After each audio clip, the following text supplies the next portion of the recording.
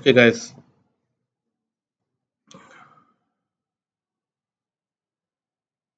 Okay. So we will start the JavaScript today. Just a second.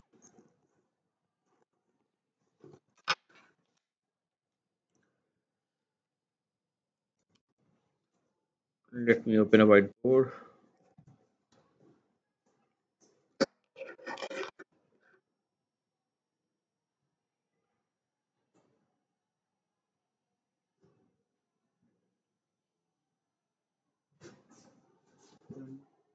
Ah, yeah. Let me.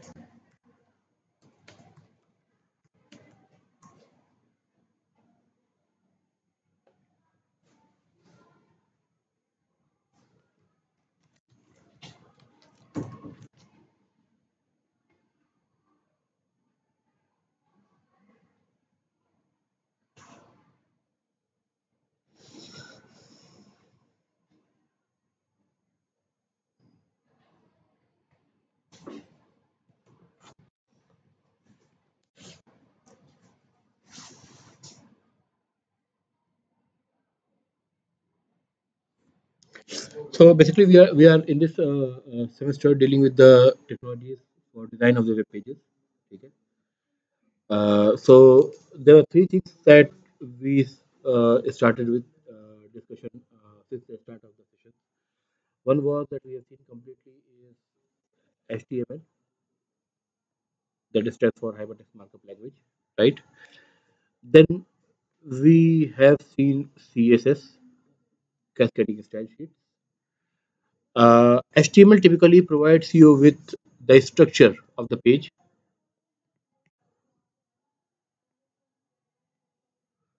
and CSS provides you with the styling of the page, right? And the last thing that we are going to start with is JavaScript from the context of coding or the practical exposure. Otherwise, rest of the topics are more or less theoretical. So JavaScript provide you with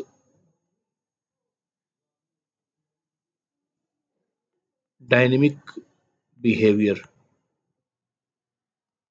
ठीक है. Structure तो समझ में आ रहा है ना भाई, किस एलिमेंट को कहाँ पे रखना है ना. टेबल्स के कितने रो होंगे, कितने कॉलम होंगे, साइज क्या होगी कॉलम्स की. ठीक है. इनफैक्ट साइज भी ऐसी चीज है जो हम बेसिकली उसमें इनलाइन स्टाइलिंग को यूज करते हैं, right. So HTML is typically about the structure. CSS is something which gives you more look and feel kind of experience, and JavaScript makes the pages more dynamic. Dynamic in what sense? Dynamic in generally in we talk dynamic behavior in two senses. One is that, for example, you have a heading, right? Or some content is there. Say, for example, a paragraph is written, and there is some part of the paragraph which is very very important, right? So if a user uh, moves the mouse over here, then you want it to be highlighted separately. ठीक है. जैसे highlighter आपने देखा होगा ना, तो आप चाहते हैं कि येलो या किसी कलर में वो हाईलाइट हो जाए, right. So that is one way of adding dynamic behavior. Or for example, you want your there's a button and there's a picture, right? You want that once you press the button, the picture should be changed for some reason, right? So this is another way of dynamic behavior. So basically, it deals with change in the appearance at the runtime of the HTML code when you see the screen at the runtime, either in the text or the look and feel of the text that is again linked with the styling, right? Or with the picture, in general the content, right? This is just one aspect of the dynamic behavior. The other aspect of dynamic behavior is, for example, you are applying for admission in Jamia Hamdard. You have a form to fill, right? Now you have all the fields like name, age, okay, other details, which university you passed on, what was your last percentage, and all those things.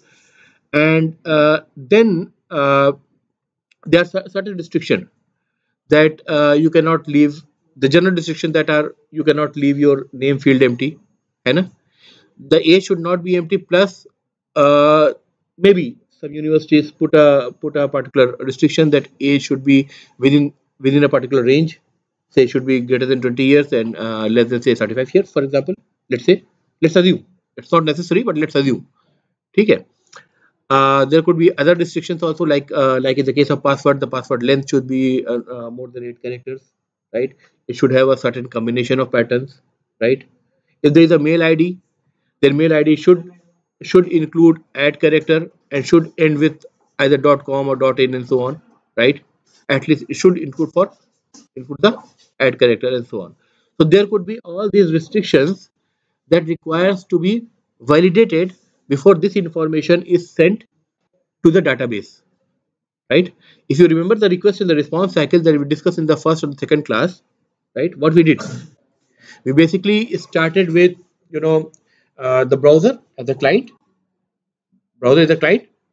and when you submit some information, say a form you have submitted, as soon as you press the submit button, the action field in the form is associated with the with this trigger, the submit button, right? And that action URL is a place where this all information, the form information, if I say form information, then every bit of information in the form that you have submitted is one form parameter, right? So all these form parameters should be sent to that action URL, which is the URL of the server, okay? Some of the component of the server, okay, which is going to receive it, then it is going to do some computation on it. Maybe it will do some kind of server-side validation also. That means all those checking that we have just described, it could be done at the server side also. Okay? And then it may further persist it. Persistment? What do we mean by persist? To save, right? In a file system. In a file system or a database. Database again is based on a file system, right? To save, persist. That means it's not in a temporary memory. When the system is even disconnected, the thing is there whenever you need with your ID or your username and password. That information is fetched back again, right? So that information is persisted. We say it's persisted. ठीक है? तो इस पूरे cycle में क्या हो रहा है? आप रिक्वेस्ट भेज रहे हैं क्लाइंट साइड से वो जा रहा है सर्वर साइड पे, राइट? सर्वर साइड पे कोई कंपोनेंट है जो उसको रिसीव कर रहा है, रिसीव करके फिर जब वो सेव करने जा रहा है उससे पहले ये जो सारी वैलिडेशन मैंने आपको बताई है, ये सारी वैलिडेशन वो चेक कर रहा है, राइट?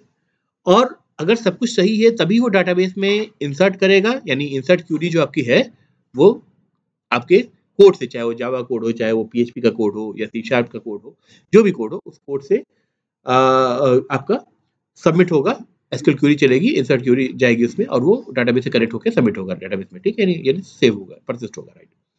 तो अब इसमें जो वैलिडेशन है वो बैकएंड का है। अच्छा, जो कम्युनिकेशन होगा वो डिपेंड करेगा कि सिर्फ एक्शन यूआरएल पे डिपेंड नहीं करेगा, वो इस पे डिपेंड करेगा क्या आपने मेथड यूज करा है, गेट यूज करा है या पोस्ट यूज करा है, या देयर 8 मेथड्स एक्चुअली, आपने कुछ और भी यूज करा है, ठीक है? तो ये मेथड्स कौन होते हैं? एचटीटीपी मेथड्स होते हैं, ठीक है? इनका एचटीएमएल से लेना देना नहीं होता है, ये एचटीटीपी मेथड्स होते हैं। इनका किसी लैंग्वेज से मतलब नहीं होता है, ये HTTP प्रोटोकॉल की स्पेसिफिकेशन में मेंशन्ड है, ठीक है। सर्वर साइड में जो आपका सर्वर होता है, से फॉर एग्जांपल अगर मैं एग्जांपल आपको दूं, से फॉर एग्जांपल आपका कोई सर्वर यूज किया आप लोगों ने कभी, टॉमकैट? चलिए, जब सर्वर साइड पढ़ेंगे तो आप ये देखेंगे जो सर्वर साइड कोड होता है वो इंडिविजुअली एक जैसे हम कोई एक कोड बनाते हैं ना C++ का या जावा का, तो इंडिविजुअली इसको रन करते हैं आईडी में, वो ऐसा नहीं होता है। वो एक कंटेनर होता है, कंटेनर का मतलब एक सर्वर सॉफ्टवेयर होता है। उस सॉफ्टवेयर में एक फोल्डर होता है, जिस फोल्डर में आप उस कोड को किसी एक पर्टिकुलर स्ट्रक्चर के फॉर्म में डाल देते हैं, और वो जो सर्वर है वो एक पोर्ट पर लिसन करता रहता है, ठीक है। डाटाबेस से काम करा है ना, डाटाबेस पे कनेक्शन यूआरएल में पोर्ट होता है, राइट। पोर्ट हमने यहाँ भी देखा है, आपके यूआरएल में भी पोर्ट होता है, तो बेसिकली वो पोर्ट सर्वर का ही होता है, इसको सर्वर लिसन कर रहा है, यानी वो एक लॉजिकल कनेक्शन का पॉइंट है जिसपे उस आईपी एड्रेस पर उस लॉजिकल कनेक्शन पे लिसन कर रहा है आपका सर्वर, वो particular server. There could be more than one server on a particular machine of different kinds also, database server, ठीक है, से वेब सर्वर, राइट, ठीक है, there could be many servers in fact, ठीक है। तो अब वो उस पे लिसन कर रहा है, तो जब उसने लिसन किया तो एक कंपोनेंट है जो जो सारी फॉर्म इंफॉर्मेशन आ रही है, अगर वो गेट में आ रही है तो कहाँ पे डिस्प्ले होगी, वो यूजर साइड में। अगर गेट के थ्रू आ रही है तो कहाँ कहाँ देख सकता है यूजर उसको, यूआरएल बार में देख सकता है, राइट। आपको बताया था ना, अगर गेट प्रोटोकॉल यूज हो रहा है HTTP में, यानी method is equal to get आपने यूज कर रखा है अपने HTML फॉर्म में, तो सारी इंफॉर्मेशन जो भी आप फॉर्म की सबमिट कर रहे हैं वो क्या होता है, एम्परसेंड के साथ की वैल्यू पेयर के फॉर्म में आप यूआरएल बार में ऊपर देख सकते हैं, मतलब पीछे खड़ा आदमी देख सकता है, राइट, फाइन। पोस्ट में ऐसा नहीं होता है, पोस्ट पे वो इन्फॉर्मेशन बॉडी में जाती है HTTP प्रोटोकॉल के, तो जब बॉडी में जा रही है तो उस जगह उस केस में क्या होगा कि यूआरएल बार में वो नजर नहीं आएगा, तो सिक्योर्ड होता है। इसीलिए यूजर नेम पासवर्ड जैसी इंफॉर्मेशन जो होती है वो हमेशा पोस्ट उसके लिए यूज करना चाहिए, राइट, फाइन। एनीवेज, चाहे वो गेट से जा रहा हो चाहे पोस्ट से जा रहा हो, सर्वर साइड पे एक कंपोनेंट है, फॉर एग्जांपल मैंने जावा में लिख रखा है या PHP में लिख रखा है, जो उसको रिसीव करेगा। रिसीव करने के बाद एक एक कंपोनेंट को अलग अलग निकालेगा, उनको वैलिडेट करेगा, सब कुछ सही है तो सर्वर पे पोस्ट करेगा, मतलब डाटाबेस पे सेव करेगा। अगर कोई प्रॉब्लम हुई तो आपको एक एरर पेज बना करके वो वापस भेजेगा कि भाई फला इन्फॉर्मेशन आपकी मैंडेटरी फील्ड थी, या आपका पासवर्ड की लेंथ ऐसी नहीं थी, है ना। No, that is something that requires to be done, and when this is done, the same old form is presented again to the user, right, ताकि वो फिर से इंफॉर्मेशन फिल कर सके। ऐसा ही होता है ना। अच्छा सोचो, अगर सच में ऐसा ही हो तब क्या होगा, सबमिट बटन से सर्वर पर जाने में और सर्वर से वापस आने में कितना टाइम लगेगा, depending upon the internet speed. तो आप पेज को रिफ्रेश होते देखेंगे, अच्छा खासा लैग देखेंगे, लेकिन ऐसा नहीं होता है। आप देखते हैं जैसे ही आप कोई चीज आपने अगर स्किप करी और मैंडेटरी फील्ड है, स्टार लगा हुआ है, स्टार तो सिर्फ एक इंडिकेशन होता है ना, रेड स्टार जो होता है, अदरवाइज उसके पीछे कुछ कोड होता है, राइट। वो फौरन आपको बोलेगा this field can not be left empty, जैसे आप सबमिट बटन प्रेस करेंगे बोलेगा ना आपको। वो वेट थोड़ा ना करेगा कि सर्वर इमीडिएटली क्विकली होता है, राइट। वो सर्वर साइड पे जाता नहीं है, वहीं से बताता है। तो अब यहाँ भी वैलिडेशन हो रहा है, लेकिन इस वैलिडेशन को हम क्या बोलेंगे, इसको क्लाइंट साइड वैलिडेशन बोलेंगे। और वो जो वैलिडेशन मैंने बात करी वो कौन सा था, सर्वर साइड वैलिडेशन था। जो सर्वर पे जो कंपोनेंट है वो वैलिडेट कर रहा है, यहाँ पे क्लाइंट वैलिडेट कर रहा है, राइट। तो ये जो क्लाइंट साइड वैलिडेशन होता है ये किससे होता है, ये भी जावास्क्रिप्ट से होता है। तो we have seen one dynamic behaviour is about the content,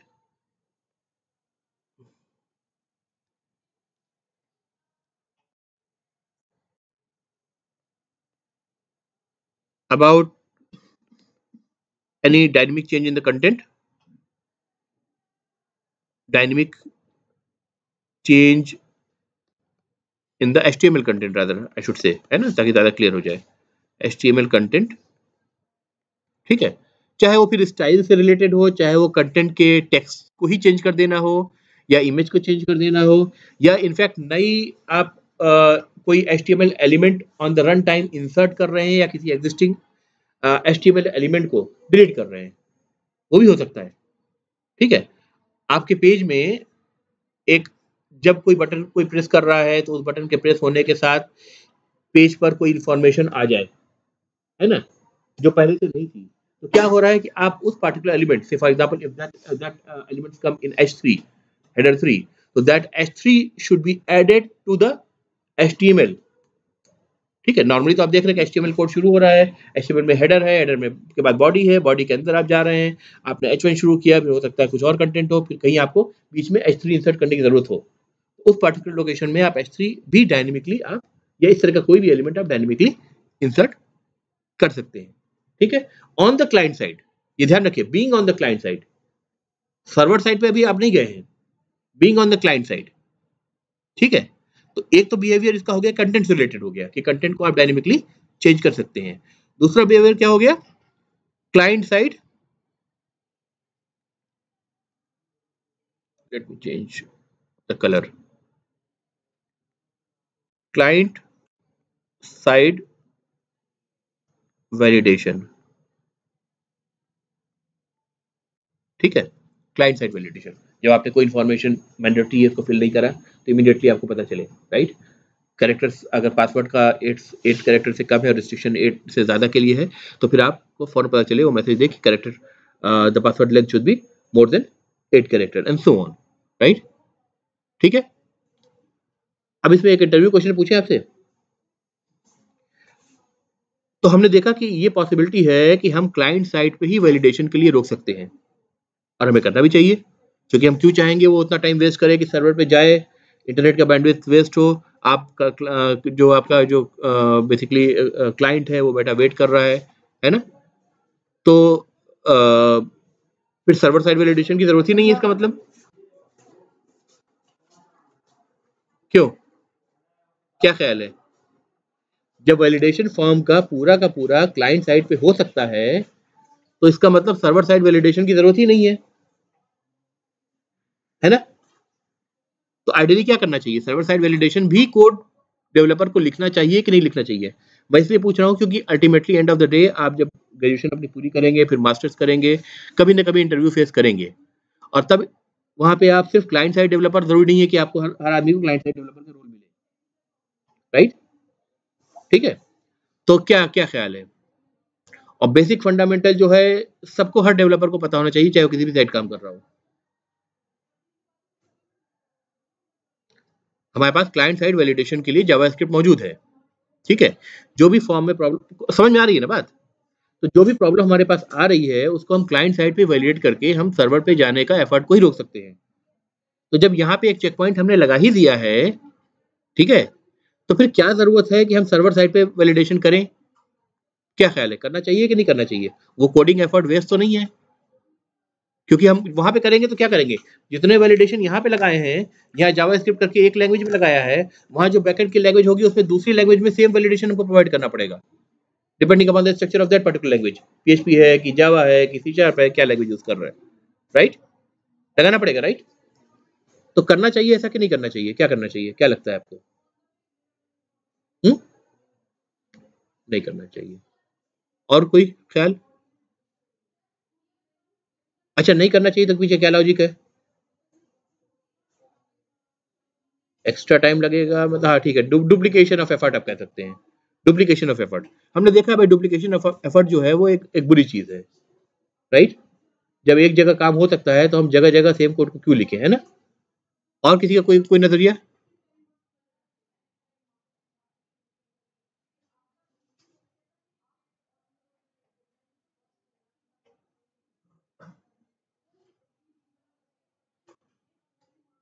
anything else,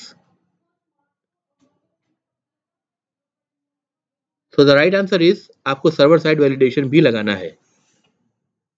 अब बताता हूं ये डुप्लीकेशन ऑफ एफर्ट के बावजूद हम क्यों सर्वर साइड वैलिडेशन लगाएंगे। हैकर्स,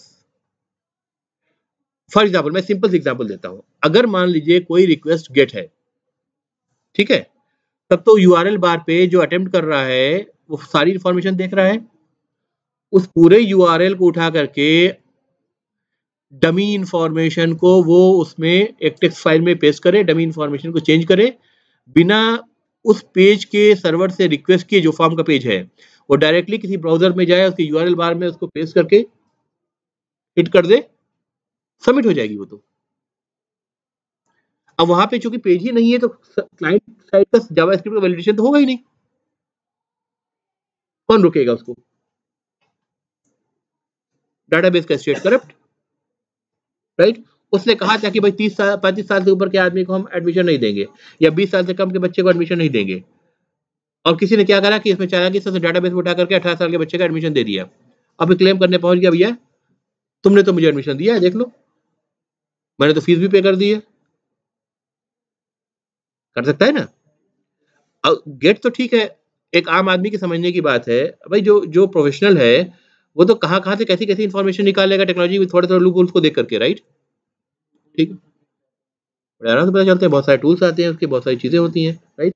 तो अल्टीमेटली आपको जो वैलिडेशन लगाना होता है वो दोनों साइड लगाना होता है। क्लाइंट साइड पे सिर्फ इसलिए लगा रहे हैं कि सर्वर साइड पे जाने का जो टाइम वेस्ट हो रहा है वो बच जाए हमारा, ठीक है? सर्वर साइड पे जो वैलिडेशन लगा रहे हैं दोबारा क्रॉस चेक कर रहे हैं इसलिए कि किसी तरह से भी क्लाइंट साइड वैलिडेशन आपकी स्किप होकर के वहां तक पहुंच जाए, ठीक है? बैनर लगाना दोनों पे है, ठीक है? तो बेसिकली डायनेमिक बिहेवियर हमने देखा कि क्लाइंट साइड की अगर हम बात करें तो उसमें दो तरह के होते हैं, एक तो कंटेंट रिलेटेड होते हैं, कंटेंट के कंटेंट को चेंज करने से या उसके लुक एंड फील को चेंज करने से। अदरवाइज दूसरा जो होता है वैलिडेशन, क्लाइंट साइड वैलिडेशन के लिए यूज होता है जावास्क्रिप्ट, ठीक है? दो मेजर यूज होते हैं, बट जस्ट नो दैट अभी मैं जितनी भी बातें कर रहा हूँ ये मैं in the context of HTML कर रहा हूँ कि आप एचटीएमएल पेज बना रहे हैं उसमें जो चेंजेस आप कर रहे हैं। JavaScript a full fledged complete language, ठीक है? वो जरूरी नहीं है कि हम एचटीएमएल के साथ एसोसिएट करके ही उसको देखें। जैसे आप सी प्लस प्लस पे काम करते थे, कंसोल पे काम करते थे ना, कंसोल में इनपुट लिया, कंसोल से आउटपुट लिया, वो सारे काम आप जावास्क्रिप्ट से भी आईडी को यूज करके कर सकते हैं, राइट? और जब डेप्थ में आप पढ़ेंगे तो आपको पढ़ना भी उसी तरह होगा, हमेशा एचटीएमएल के साथ एसोसिएट करके उसको पढ़ने की जरूरत नहीं है। अगर वो आप समझ रहे हैं तो एचटीएमएल के साथ कैसे एसोसिएट करना है, उस सिंटेक्स दे करके फिर आपको इतना ही करना होगा कि कोड अल्टीमेटली वही जाना है। जिस तरह नॉर्मल कोड लिखते हैं वैसे ही कोड लिखते हैं। इसमें भी इफ एल्स ब्लॉक होगा, इसमें भी फॉर लूप होगा, ठीक है? इसमें वेरिएबल का डिक्लेरेशन होंगे, राइट? इसमें भी डाटा टाइप्स होते हैं, राइट? चीजें चीजें जैसे हर लैंग्वेज में होती है वैसे ही सेम इसमें भी है, ठीक है? In fact JavaScript is a very strong language also, ठीक है? So now let's go to some of the theories to understand from the notes, ये जो नोट मैं आपको दूंगा बाद में, about what is JavaScript and some of the background of JavaScript, some of the history. So JavaScript is basically a programming language that is often used to add interactivity and dynamic behavior to web pages. अभी interactivity और dynamic behavior में हमने दो चीजों को देखा, बात किया है। एक तो कंटेंट के बारे में बात किया है, दूसरा वैलिडेशन के बारे में बात किया है। Validation specially client side validation, ठीक है? So about the history, JavaScript was created in 10 days, just in 10 days by Netscape developer. One of the developer was there, Brendan Eich. Released in September 1995. The language was part of the beta for Netscape Navigator web browser. इसके multiple नाम आते रहे, पहले इसको mocha कहा गया, फिर live script कहा गया, and 3 months after the live script name was given, इसका ऑफिशियल नेम चेंज करके जावास्क्रिप्ट कर दिया गया, जो कि नेविगेटर की एक्चुअल ऑफिशियल रिलीज थी, ठीक है? यानी फर्स्ट ऑफिशियल रिलीज का जो नाम था वो जावास्क्रिप्ट के नाम से रिलीज हुआ। अच्छा, इसके पीछे भी बड़ी बड़ी हिस्ट्री है। जावा नाम इसके साथ है लेकिन इसको जावा से कुछ लेना देना नहीं है। जावास्क्रिप्ट को जावा से कुछ लेना देना नहीं है ना? ये सिर्फ एक कोइंसिडेंस है कि उस वक्त जो था वेब एप्लीकेशन में जिस तरह की लैंग्वेजेस पर्ल वगैरह यूज होती थी वो हैवी वेट लैंग्वेजेस थी, वो मल्टी थ्रेडिंग पे काम नहीं करती थी, ठीक है? जावा ने अपने आप को प्रमोट ही ऐसे करा कि वो वेब एप्लीकेशंस के लिए along with the console application या डेस्कटॉप एप्लीकेशन अपने आप को वेब एप्लीकेशन के लिए ही प्रमोट करा, है ना? सबसे पहले इसमें अपडेट्स वगैरह आए थे जो कि आज उनको हटा ही दिया गया है, अपडेट्स को स्पेसिफिकेशन से हटा दिया गया है, ठीक है? अब यूज ही नहीं कर सकते आप नए रिलीजेस में। अब 8 के बाद किसी रिलीज में अपडेट्स नहीं आ रहे हैं, ठीक है? अपडेट्स का सपोर्ट ही खत्म हो गया बिकॉज ऑफ सिक्योरिटी रीजन, ठीक है? तो इस तरह से शुरू हुआ था। तो एक वेब टेक्नोलॉजी के एनवायरनमेंट में Java was one of the milestone. अच्छा, जावा स्क्रिप्ट को जब इन्होंने बनाया तो इन्होंने इसको क्लाइंट साइड वैलिडेशन, कंटेंट को चेंज करना, इन सब से जोड़ करके सपोर्ट देना शुरू करा। तो at the time Java was one powerful language that was coming for this purpose. So what they thought, let's use it for the Java as a complementary language, and so as the Java grows we will also grow, ठीक है? तो ये उनकी एक marketing की strategy थी कि उन्होंने जावास्क्रिप्ट को नाम दे दिया। हाँ, और हुआ भी ऐसा, इसको काफी फेम मिली जैसे जैसे जावा ग्रो करी। लेकिन otherwise there is nothing common between Java and JavaScript. कभी इंटरव्यू में पूछे कि what is common between Java and JavaScript, just say they are totally different languages, there is nothing common between JavaScript. In practicality, is used for the client side techniques, or the client side or the pages, HTML pages, in association with the HTML pages. Moreover, rather it's a standard language. ठीक है, complete एक language भी है। ठीक है, तो ये उस वक्त का बात थी जब वेब ब्राउजर आपके नए नए बन रहे थे, वेब ब्राउजर भी अभी एग्जिस्टेंस में आ रहे थे, है ना।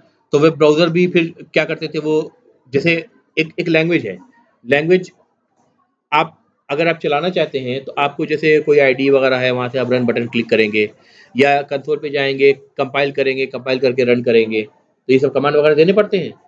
अब ये तो HTML के अंदर की अगर हम बात कर रहे हैं तब क्या होगा, HTML के अंदर अगर एम्बेडेड है वैलिडेशन वगैरह के लिए तब क्या होगा, उस कंडीशन में ये जो कोड आपका चलेगा इसको आप स्टार्ट नहीं कर रहे हैं, HTML पेज को कौन कौन रन कर रहा है,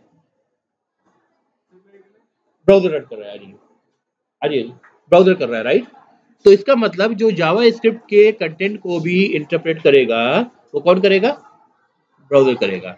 और इसके लिए हर ब्राउजर जो मॉडर्न ब्राउजर है उनके अंदर एक जावा स्क्रिप्ट इंजन होता है। ठीक है, जस्ट लाइक अ कंटेनर, जैसे सर्वर साइड पे एक सर्वर कंटेनर होता है, वैसे जावा कोड को रन करने के लिए जावा स्क्रिप्ट का एक इंजन होता है, एक कंटेनर टाइप का। तो वो जहां भी देखेगा जावा स्क्रिप्ट के कोड को रन करने की जरूरत है, ऑटोमेटिकली वो फेच करके उसको रन करना शुरू कर देगा। तो JavaScript is what, it's a compiled language और इंटरप्रेटेड लैंग्वेज।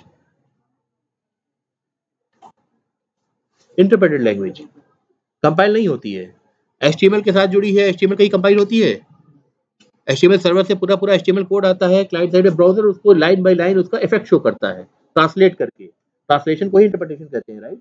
तो ये ट्रांसलेशन प्रोसेस है, कंपाइलेशन बीच में आता ही नहीं है। यही वजह है कि अगर कोई एरर है तो आपको एरर पहले से कंपाइल्ड लैंग्वेज में पहले से पता चल जाएगी, रन करने से पहले कंपाइलेशन एरर आएगा। यहाँ पे कोई कंपाइलेशन एरर नहीं आता है, सीधे सीधे आपको उसका इम्पैक्ट नहीं दिखेगा, डिबग करना थोड़ा मुश्किल हो गया। ठीक है, सेम काम आपका जावास्क्रिप्ट के साथ भी होगा। ठीक है, अनलेस एंड अनटिल आप कोई आईडी यूज करके इसको स्टैंड अलोन एप्लीकेशन की तरह कोड ना कर रहे हो, वहां पे रन करते ही भी एरर देगा आपको। ऐसा नहीं है कि वो कंपाइल करेगा, वो इंटरप्रेट तब भी करेगा, लेकिन फिर आपको वहां पे एरर शो कर देगा क्या प्रॉब्लम है। HTML पेज में जब तक आप कंसोल पे लॉग वगैरह न करें आपको जल्दी समझ में नहीं आएगा क्या हुआ, बस खाली जो आपने कोड कर रखा है वो कोड आपका फंक्शनल नजर नहीं आएगा आपको। ठीक है, क्लियर है।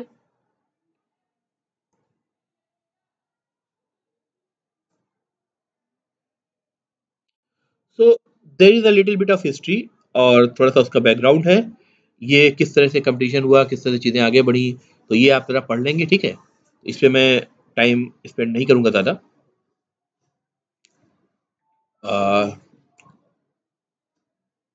Okay, also the certain features of Java script, ये भी थ्योरेटिकल एस्पेक्ट है, ये भी आप पढ़ लेंगे।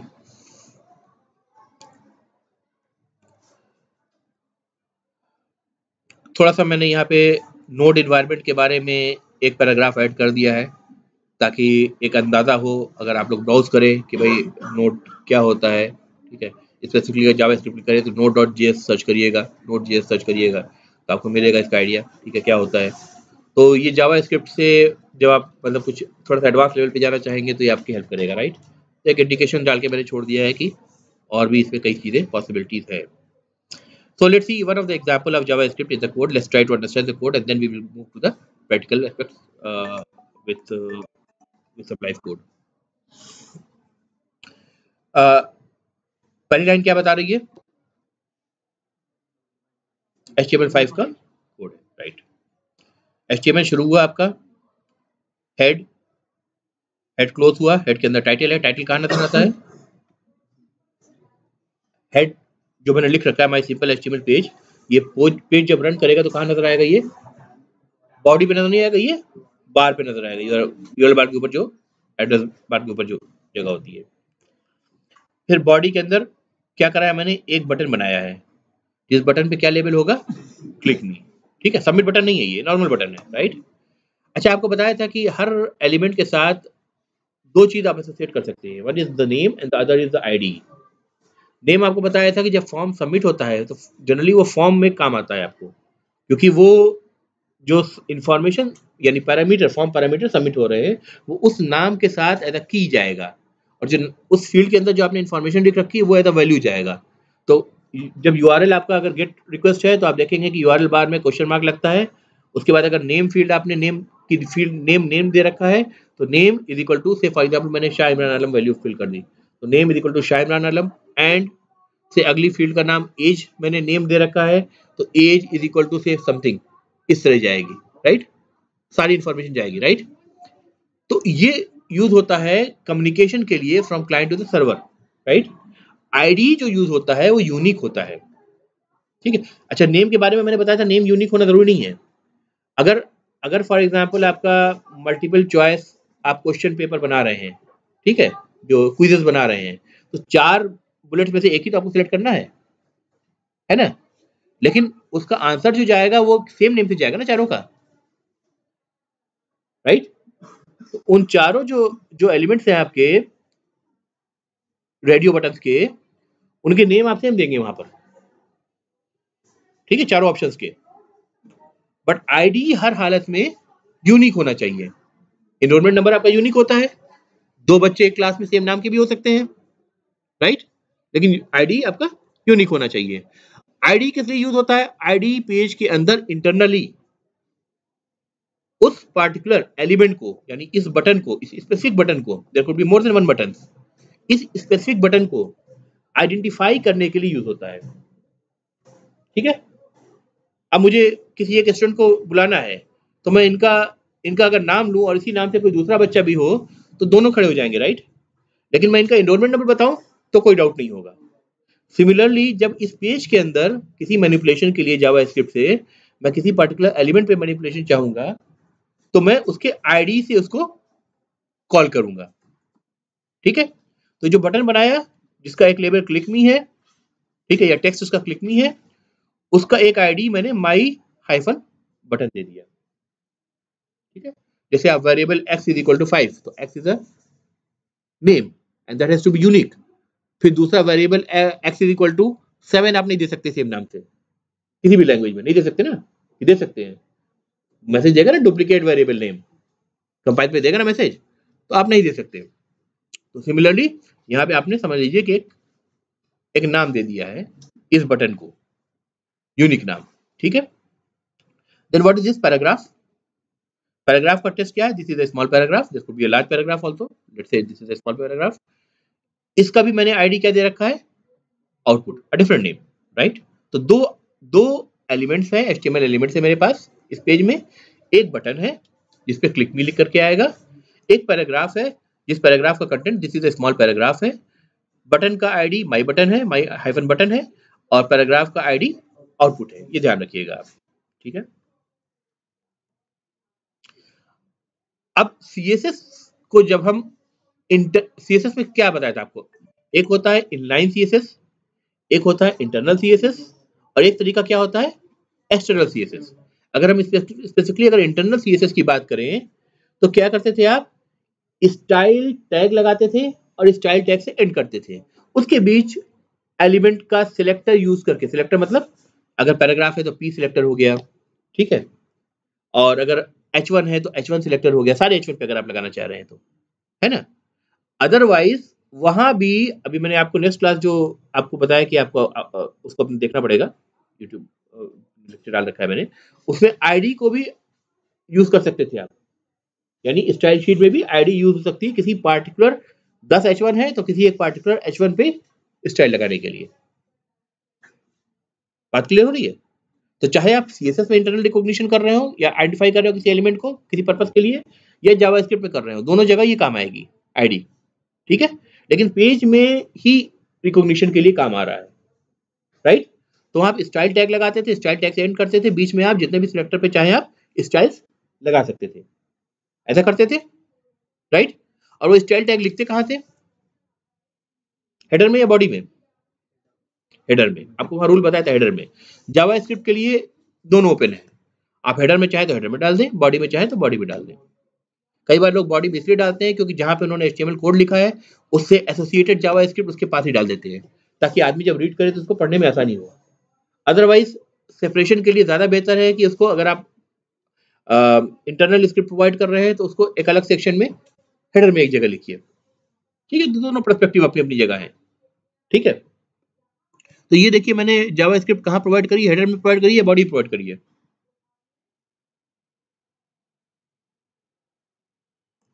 भाई पैराग्राफ कहाँ होता है, बॉडी में होता है ना, तो उसके बाद ही तो प्रोवाइड की है, तो बॉडी प्रोवाइड की है, सिंपल सी बात है।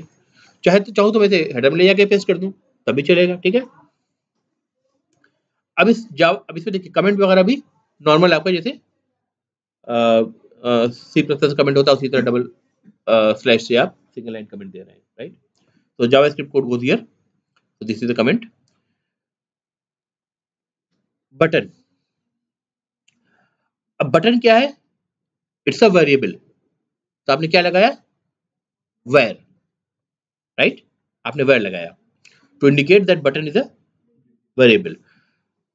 हम इसको ये नहीं कह रहे हैं कि button is of a particular type, जैसे कि सी लैंग्वेज में या सी प्लस से कहते हैं integer X, float Y, double फला, राइट, कैरेक्टर दिस, ऐसा नहीं कह रहे हैं, नहीं कह रहे ना, सिंपली कह रहे हैं वेर। ठीक है, इसका मतलब क्यों, क्योंकि इंटरप्रेटेड लैंग्वेज है, और नॉर्मली आप देखेंगे किसी भी इंटरप्रेटेड लैंग्वेज में डाटा टाइप जो होता है, क्योंकि उसको कंपाइल नहीं करना होता है, इसलिए वो कभी भी स्ट्रिक्ट टाइप डिफिनेशन नहीं दी जाती है।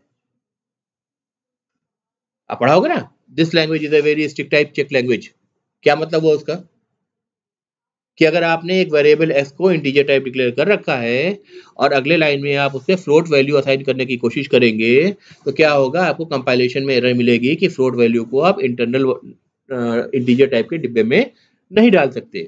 ये डिब्बा जो आपने बनाया है, वेरिएबल जो बनाया है, वो इंटीजर टाइप का है, इसमें नहीं डाल सकते, होता है ना।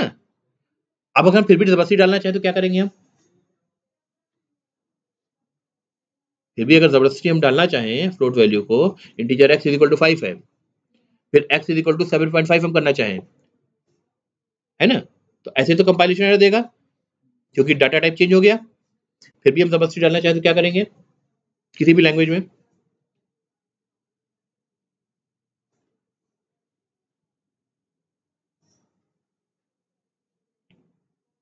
एक्सप्लिसिट कास्ट करेंगे, राइट।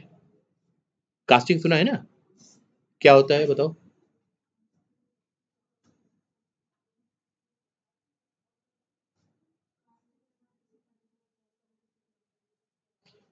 आप बताते हो कि चलो तुम्हें दिख रहा है कि इस टाइप का है पर मैं कंफर्टेबल हूं, तुम इस पे जबरदस्ती कन्वर्ट कर दो, यही कहते हो ना। दो बातें होती है, एक इम्प्लिसिट कास्ट, एक होता है एक्सप्लिसिट कास्ट।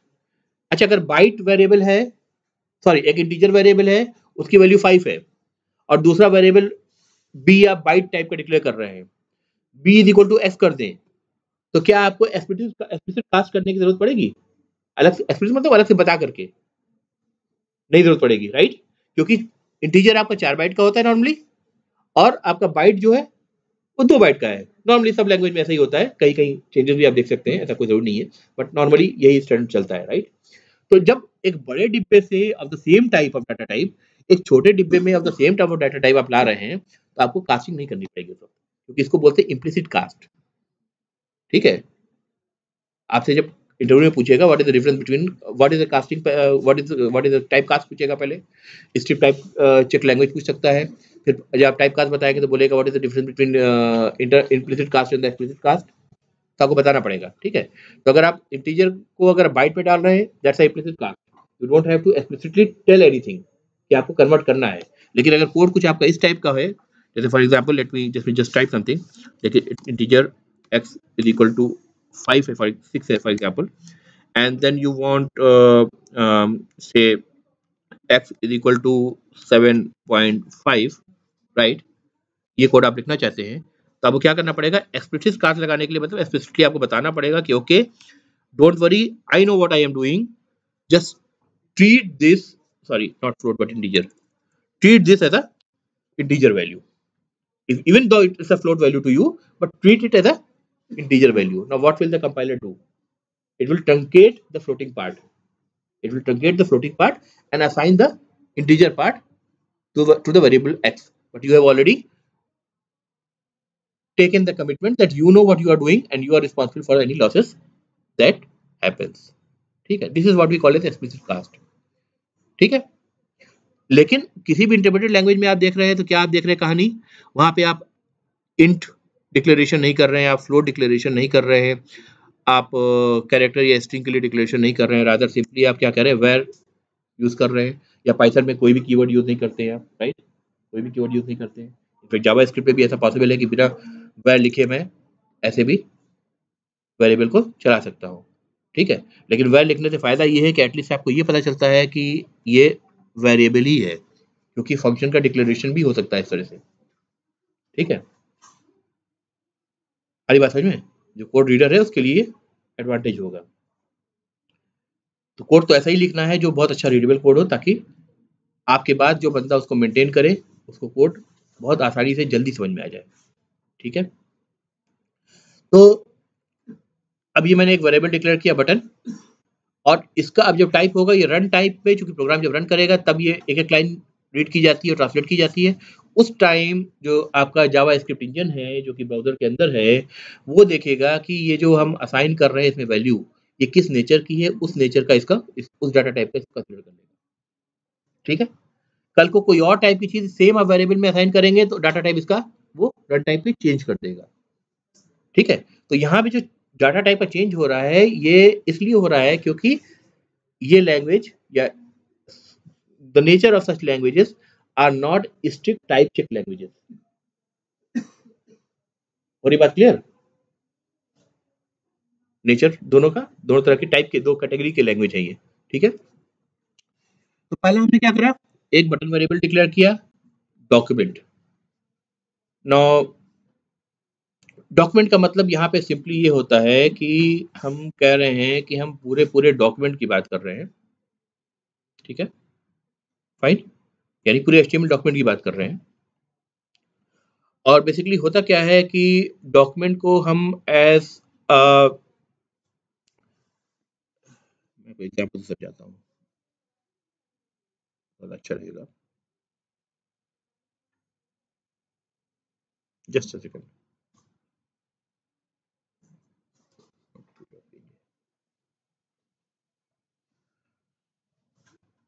देखिए,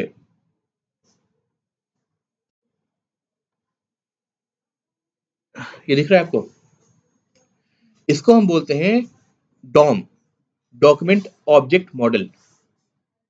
ठीक है, अब HTML में टैग्स आपके होते हैं ना, राइट, तो हर टैग जो होता है वो एक तरह का ऑब्जेक्ट है.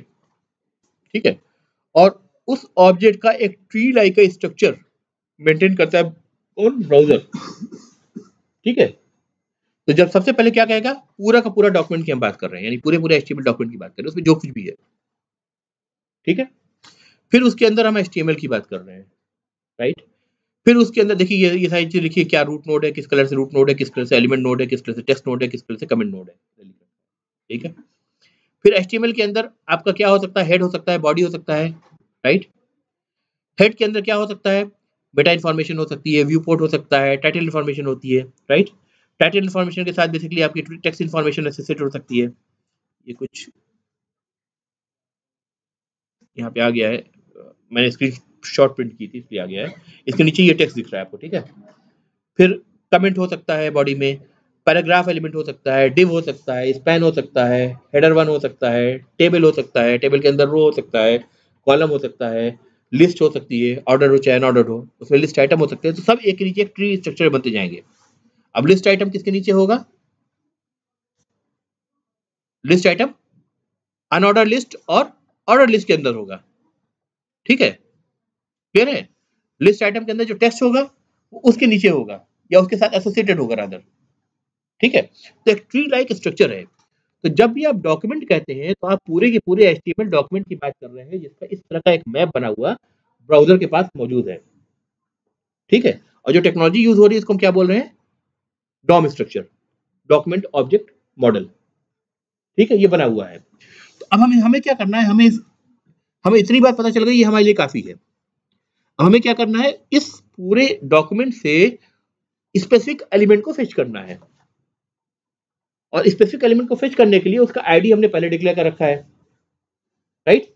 आईडी हमने बता रखा है, यूनिक इनरोलमेंट नंबर, ठीक है। अब हम क्या करेंगे कोड में, अब देखिए सिंपली हम क्या कहेंगे, gate element by ID method call करेंगे, ये मेथड है, ब्रैकेट शुरू हो रहा है क्लोज हो रहा है ना, ये मेथड है। और उसमें पास क्या करेंगे, माई हाइफन बटन जो कि बटन का आईडी था, और आउटपुट जो कि पैराग्राफ का आईडी था। हम आईडी पास करेंगे, ये क्या करेगा, उस बटन का handle in the form of an object इस बटन में असाइन कर देगा। तो बटन जो वेरिएबल है अब एक ऑब्जेक्ट को होल्ड कर रहा है, जिसको आप एक हैंडल की तरह यूज करेंगे कुछ भी एक्टिविटी परफॉर्म करने के लिए उस बटन पे dynamically at the run time, ठीक है। जैसे उस बटन को क्लिक करें कुछ इवेंट हो जाए पेज पर, ठीक है। बात क्लियर हो रही है। सिमिलरली आपने कहा वेयर आउटपुट, ठीक है, document gate element by ID output, ठीक है। आउटपुट क्या था, आईडी था, उस आईडी का से एसोसिएटेड जो एलिमेंट है, एचटीएमएल एलिमेंट है, उसका हैंडल आप ले रहे हैं, कहां से मांग रहे हैं, डॉक्यूमेंट से मांग रहे हैं, पूरे डॉक्यूमेंट से मांग रहे हैं by mentioning the ID, and you get it in the form of an object which you have to treat it like a handle for further actions, ठीक है। Now what we are doing, see, button is a handle, button click होता है, ठीक है। तो click उसके लिए एक इवेंट है, राइट। टेक्स्ट इंफॉर्मेशन होता है, हम उसे माउस ले जाते हैं, तो माउस होवर एक इवेंट होता है, राइट। इस तरह से बहुत सारे इवेंट हो सकते हैं। डबल क्लिक अपने आप में एक इवेंट है, ठीक है। तो हम क्या करेंगे, एक इवेंट लिसनर को ऐड करेंगे किस पर, बटन पर। बटन को हमने पकड़ लिया है अब, ठीक है। अब उस बटन के साथ हम जोड़ेंगे एक इवेंट लिसनर, और उस इवेंट लिसनर में क्या इवेंट जोड़ेंगे, क्लिक, कि जब हम बटन को क्लिक करें तो वो उसको ध्यान रखे, उसको पता चल जाए कि हमने बटन क्लिक कर लिया है। लेकिन पता चल गया, अब क्या करेगा, पता चलने के बाद जब बटन क्लिक करेंगे तो कुछ वो एक्शन परफॉर्म करेगा, राइट। वो एक्शन जो है वो हमने यहाँ in the form of a function दिया हुआ है, देखो यहाँ से यहाँ तक फंक्शन, ठीक है। फंक्शन का ब्रैकेट लिख रखा है, ठीक है, और उसके अंदर कर्ली ब्रेसेस के अंदर उसकी बॉडी दे रखी है, ठीक है। यानी ये फंक्शन कॉल हो जब क्लिक, बटन पे क्लिक हो, ठीक है। और उसके लिए पूरा प्रोसेस हम डिफाइन कर रहे हैं, कैसे, इवेंट लिसनर के थ्रू। नाम समझ में आ रहा है ना, इवेंट लिसनर कोई ऐसी चीज होगी, इवेंट लिसनर भी एक्चुअली मेथड कॉल है ना, देखो ब्रैकेट शुरू हो रहा है ना, और ये ब्रैकेट यहाँ खत्म हो रहा है, राइट। ये ब्रैकेट यहाँ से शुरू हो रहा है, आप देखो, ध्यान देखो, और यहाँ पे खत्म हो रहा है ना, मेथड कॉल हो रहा है। मेथड कॉल के अंदर हम क्या एसोसिएट कर रहे हैं, एक चीज पास कर रहे हैं, इवेंट को, कि क्या इवेंट पर कोई एक्शन परफॉर्म होना चाहिए, या क्या इस इवेंट के लिए लिसन करना चाहिए बटन को, ठीक है। और एक्शन परफॉर्म कर रहे हैं in the form of a function, function की पूरी बॉडी प्रोवाइड कर दे रहे हैं कि इस फंक्शन को कॉल कर लेना, फंक्शन का डिक्लेरेशन प्रोवाइड कर दे रहे हैं, रादर डिफिनेशन प्रोवाइड कर दे, डिक्लेरेशन नहीं डिफिनेशन। क्योंकि अगर सी प्लस प्लस की टर्म में बात करें तो डिक्लेरेशन का मतलब ये भी हो सकता है पुराने स्पेसिफिकेशन से कि ऊपर आपने उसका प्रोटाइप डिक्लेयर कर रखा है, नीचे कहीं बॉडी में उसका डिफिनेशन कर रखा है ना। सी 2011 के स्पेसिफिकेशन के बाद ये चीज खत्म हो चुकी है, ठीक है। पुराने आप जो आईडी यूज करते हैं ना उसमें आप देखेंगे ऐसा होता है, अदरवाइज ऐसा नहीं होना चाहिए, ठीक है। तो दिस इज द डिफिनेशन, ठीक है, आप डिफिनेशन प्रोवाइड करा, फिर स्क्रिप्ट टैग आपका क्लोज हुआ, फिर बॉडी क्लोज हुई, फिर एचटीएमएल क्लोज हुआ। अब बताओ ये कोड देख करके आपको क्या लग रहा है क्या होगा, है क्या होना चाहिए।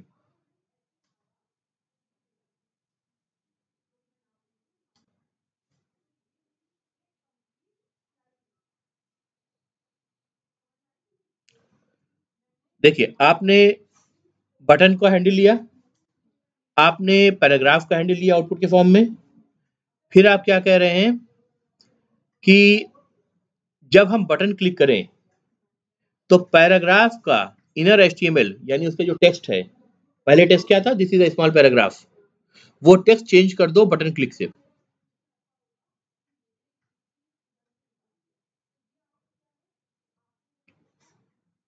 समझ में आ रही है बात, तो बेसिकली क्या होगा यहाँ पे, जब आप क्लिक करेंगे तो पैराग्राफ का कंटेंट चेंज हो जाएगा।